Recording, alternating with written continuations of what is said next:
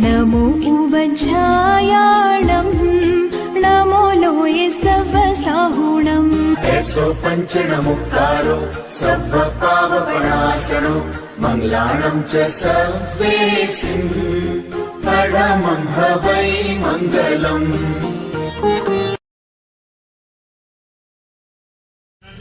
आस्था के निकेतन भगवान महावीर के चरणों में वंदन। अनंत शक्ति के स्रोत महाप्राण पूज्य गुरुदेव के चरणों में वंदन। सम्मानित मंच, समागत श्रावक श्राविका परिवार, त्रिआयामी कार्यक्रम ज्ञानशाला के बच्चों की प्रस्तुति और नए सत्र का आज उद्घाटन। नोएडा ज्ञानशाला को नए वर्ष के नए सत्र के उद्घाटन में चारित्रात्माओं का सानिध्य मिल जाना अपने आप में महत्वपूर्ण संकेत होता है। कोई भी काम का जब प्रारंभ होता है तो व्यक्ति के मन में एक भावना होती है, काश आसपास कहीं मत्थेड़ वंदा में होते, साधु साध्या होते तो मैं मंगल पाठ सुन के आता। और आप देखिए नोएडा की प्रशिक्षिकाओं ने एक सुंदर निर्णय लिया, समयज्ञ निर्णय लिया और सत्र का शुभारंभ हुआ। बच्चों की प्रस्तुति देख रही थी। अभी यथासंभव अवकाश का समय चल रहा है, बावजूद इसके बच्चों में भविष्य दिखाई दे रहा था। होनहार बच्चे लग रहे हैं, नोएडा का नाम आगे बढ़ाने वाले लग रहे हैं। सच में हर माँ और पिता जरूर ध्यान दें, केवल और केवल डिग्री की तरफ ही ना दौड़े, उसके साथ अदर एक्टिविटीज का जमाना जुड़ गया है और विशेषकर माँ इसलिए जागरूक है। पर मैं सभी माताओं से कहना चाहूंगी कि ज्ञानशाला को भी जोड़ें, बच्चों को प्रेरित करें और शिक्षिकाओं से कहना यह चाहूंगी कि वो इस ढंग से बच्चों को प्रशिक्षण दे कि उनके मन में लगन हो, हमें ज्ञानशाला तो जाना ही है। और व्यवस्था पक्ष से भी कहना चाहूंगी वो व्यवस्थाएं इतनी बढ़िया दे ताकि बच्चों का लगाव और आगे बढ़े। यही ज्ञानशाला एक माध्यम है जहां संस्कारों के सृजन की उर्वर भूमि को तैयार किया जा सकता है। तो महिलाओं का दायित्व है, प्रशिक्षिकाओं का दायित्व है, व्यवस्थापकों का भी दायित्व है। और ये तीनों जब एकीभूत होते हैं तो ये हमारी पीढ़ी निहाल हो जाने वाले रास्ते पर आगे बढ़ती है। तो मैं चाहूंगी नोएडा ज्ञानशाला अपने क्षेत्र को और अधिक ऊर्जावान बनाए और अधिक उज्जवल बनाए। नव गठित अनुव्रत समिति, क्योंकि पहला जो गठन होता है वहां एक नई जवाबदारी रहती है, जिम्मेदारी भी रहती है। तो मैं कहना यह चाहूंगी कि इस वर्ष जो अणुव्रत का अमृत महोत्सव वर्ष रहा है, पूरे भारत में ही नहीं भारत के बाहर भी इसकी गूंज पहुंची है और अनेक विदेशों में भी कार्यक्रम संपादित और आयोजित हुए हैं। और भारत में तो प्राय हर क्षेत्र में कार्यकर्ता लोग कार्यशील बने हैं, सजग बने हैं और अणुव्रत समितियों ने अच्छा मिशन तैयार किया है, वातावरण बनाया है। आप ये मत सोच लेना हमने बहुत किया, नहीं। करने वाली शक्ति का एक ही नाम है, वो है आचार्य महासमाज। वो गुरु की ताकत और गुरु की शक्ति होती है कि हम काम करते हैं। और कई बार जब ऐसा लगने लगता है ओ मैं तो गयो, वहां नीचे गए, यहाँ तो इतना कुछ भी होता ही नहीं है, यहाँ तो इतना सा ही होता है, बस उस इतने से को करते रहे तो इतना हो जाएगा। और ये सारा श्रेय हमारे 13 पंथ के एकमात्र एकादशम अधिशास्ता आचार्य श्री महाश्रवण जी के श्री चरणों में भेंट कर रहे हैं। और हम मान रहे हैं कि जो कुछ कर रहे हैं उन्हीं का काम कर रहे हैं, और जो कुछ हो रहा है अच्छा हो रहा है वह उन्हीं की ऊर्जा से हो रहा है, उन्हीं की कृपा से हो रहा है, उन्हीं की अनुकंपा से हो रहा है। तो आप और हम सब तो निमित्त हैं। हमारे मूल उपादान कारण गुरुदेव आचार्य श्री महाश्रवण जी है। बस उनके प्रति हमारा आस्था भाव, उनके प्रति हमारा श्रद्धा भाव और गुरु के प्रति हमारा समर्पण भाव निरंतर वर्धमान होता रहे, ताकि हम जहां भी कदम रखें सो सफलता के फूल खिलते रहेंगे। क्यों? क्योंकि हमने गुरु के आशीर्वाद को आगे रखा है, गुरु की ऊर्जा को साथ में रखा है, वो व्यक्ति हमेशा आगे बढ़ता है। तो अनुव्रत समिति नोएडा आगे बढ़ी। कार्यकर्ता कार्यशाला अपने आप में महत्वपूर्ण संयोजना है।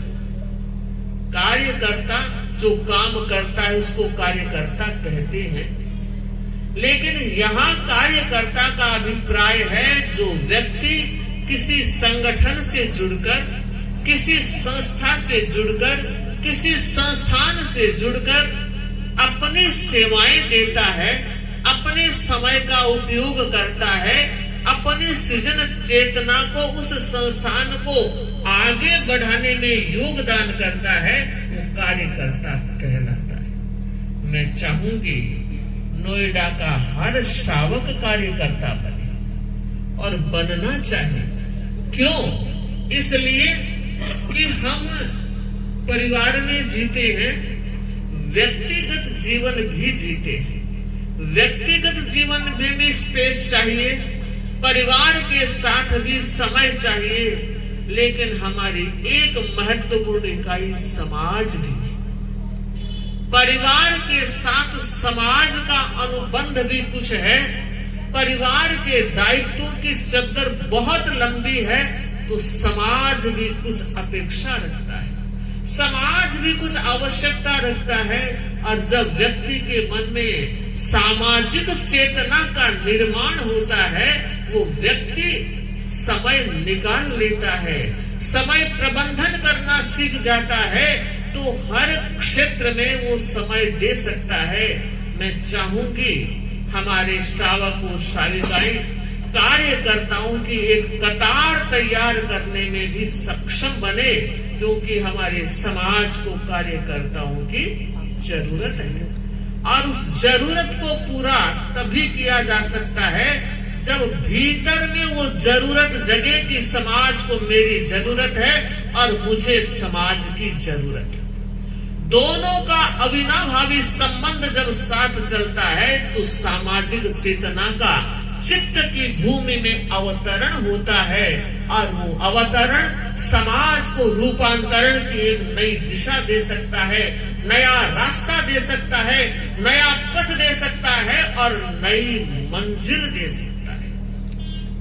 चर्चा करूं, कौन सा ऐसा कार्यकर्ता जो सफल हो सकता है, मंजिलों पर मंजिलें हासिल कर सकता है?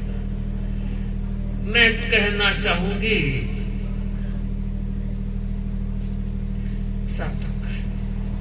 जिंदगी को कभी अजमाओ तो सही, जिंदगी को कभी अजमाओ तो सही, पलकों में सपने सजाओ तो सही।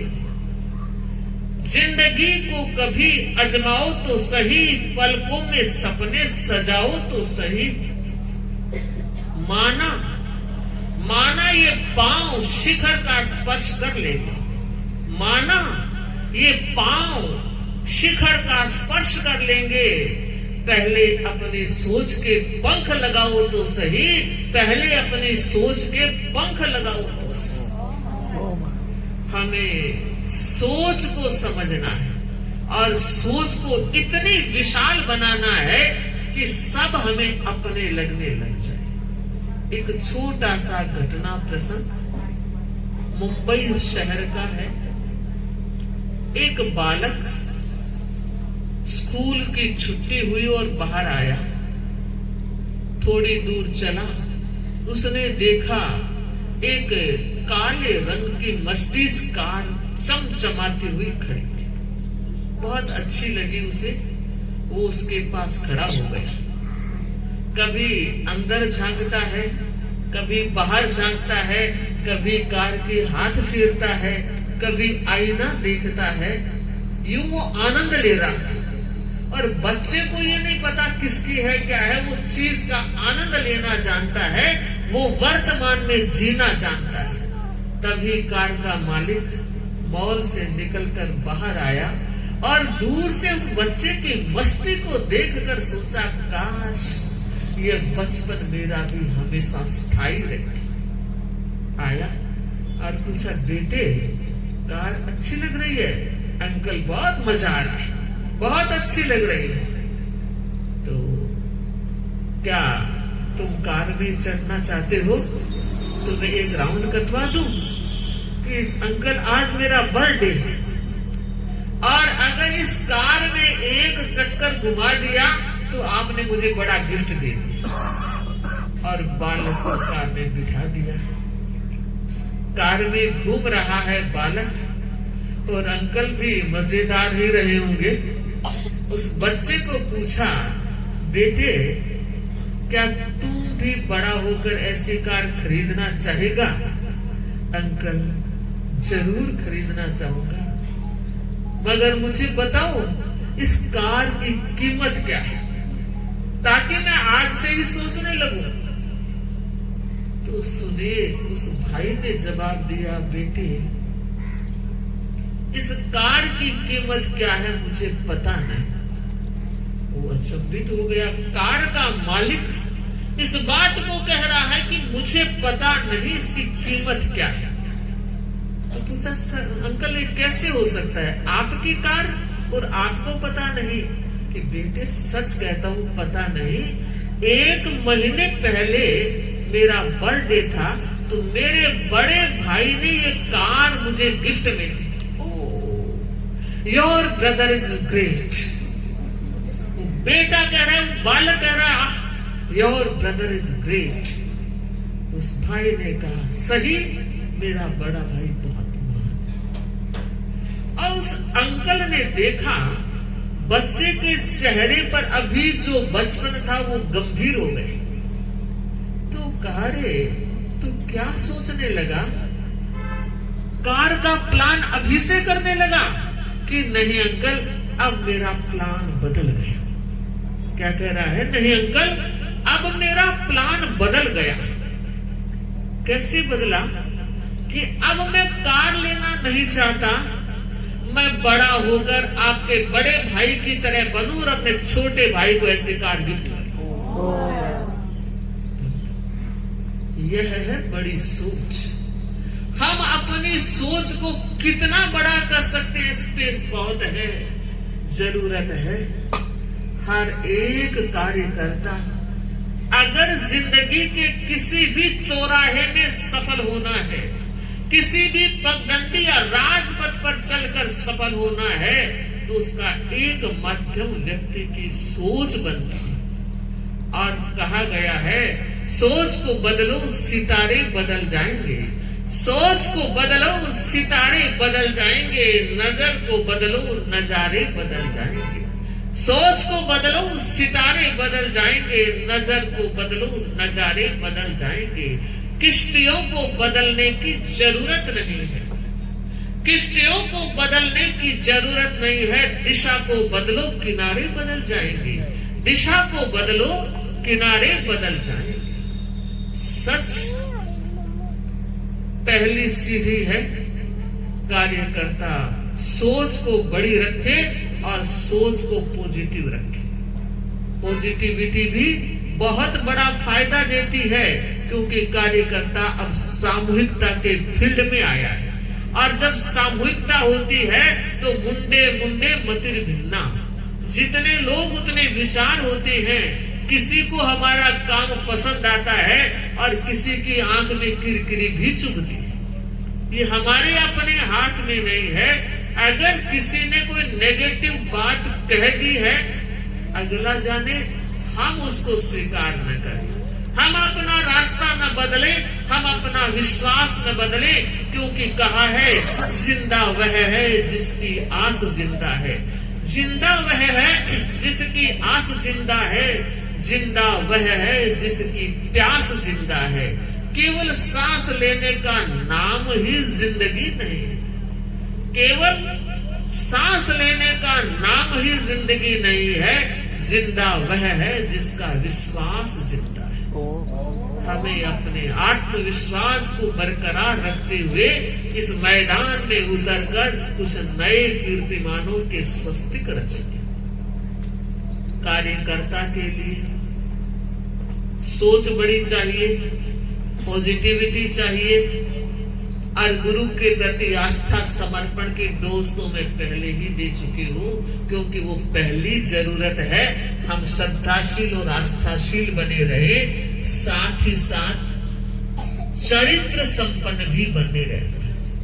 अपना चरित्र इतना कठोर हो कि एक बूंद भी फिसलन की हमें इधर से उधर ना कर सके, क्योंकि वक्त की रफ्तार बड़ी कमजोरी से बढ़ रही है।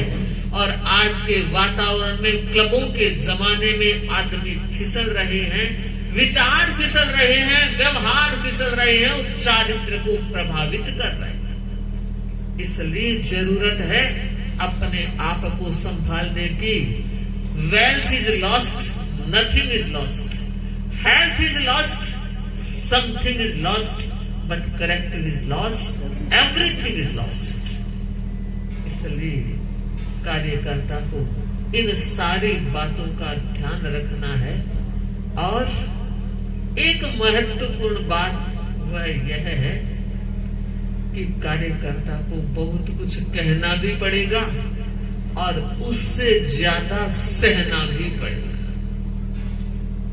एम्प्लॉय नहीं है, सैलरी लेने वाले हमारे समाज के कार्यकर्ता नहीं है, उनका मूल्यांकन भी समाज को करना चाहिए। पर मुझे लगता है मूल्यांकन का ग्राफ क्रिया और प्रतिक्रियाओं की तरफ ज्यादा बढ़ता है। सही मूल्यांकन की नजर किसी किसी के पास होती है। जैसी भी परिस्थिति है, उस परिस्थिति में जी करके व्यक्ति को संतुलित रहना है। बात छोटी नहीं है, कहना आसान है, लिख देना आसान है, पढ़ लेना आसान है, मगर उस कड़वेपन को आत्मसात कर लेना बहुत कठिन है। कठिन है, पर कहना चाहूंगी असंभव नहीं। इसलिए सफल होने का एक मंत्र है, आंख मां अमी राखजो, आंख मां अमी राखजो, जीभ मां मधुरता राखजो, और कड़वी बातनो पण मीठो जवाब आपजो, कड़वी बातनो पण मीठो जवाब आपजो। सच अगर ऐसा हुआ तो मान कर चलिए, हमारा हर श्रावक और हर श्राविका अच्छे कार्यकर्ता के रूप में अपनी पहचान बनाएंगे। हम कहीं भी रहे, जब नोएडा आ गए हैं तो ये हमारा अपना क्षेत्र बन गया है। तो जहां भी हम जाएं, ये सुनने के लिए कान प्यासे रहेंगे कि नोएडा का श्रावक श्राविका समाज कार्यकर्ताओं की एक टीम तैयार कर चुका है, यंग जनरेशन को, यंगस्टर को जोड़ चुका है, ताकि ये हमारी पहली जरूरत है। कल कन्या मंडल ने भी कार्यक्रम की प्रस्तुति दी, साध्वी सुधा प्रभा जी ने और महिलाओं ने बताया, रोचक प्रस्तुति दी। तो जरूरत है हमारी कन्याएं और हमारे किशोर हमारे कार्यक्रमों से जुड़ते रहे। इसके लिए भी नोएडा श्रावक और श्राविका समाज सभा और महिला मंडल को विशेष जागरूक रहना है कि कन्या किशोरों को भी हम अपने संस्कारों के सांचे में ढालते रहे और संस्कारों की डोर हमारे हाथ में रहे तो ये पीढ़ी कितनी भी ऊंची जाए, पतंग की डोर हाथ में रहती है तो पतंग कहीं चली जाए फर्क नहीं पड़ता, और डोर कट गई तो पतंग का क्या होगा आप सब जानते हैं। इसलिए आप सबका विशेष दायित्व है कि साधु साध्वियों को अर्ज करते रहे, पदार्पण होता रहे और हमारे हर श्रावक श्राविकाओं को लाभ मिलता रहे। इसी मंगल भाव के साथ ओम क्या अविद्यानामन्तस्तिमिरा मिहिरद्वीपनगिरे।